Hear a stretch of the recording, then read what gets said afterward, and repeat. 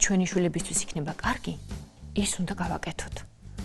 მე მომწონს ევროპა, მივესალმები. Წავლენ ჩვენი შვილები საზღვარგარეთ, მიიღებენ განათლებას, შემდეგ უკან დაბრუნდებიან და თავიანთ ცოდნას სამშობლოს მოახმარენ. ოღონდ აი ეს ჩიპიანი პირადობები არ ავიღოთ რა.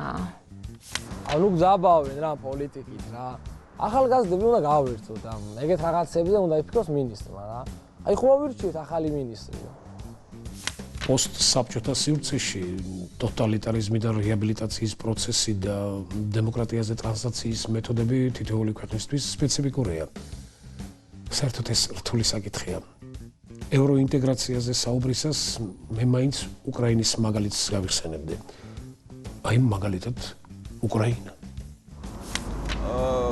ანუ აი როგორც კი იქნება ეგ ევროინტეგრაცია, მე მაშინვე ამერიკაში წავალ.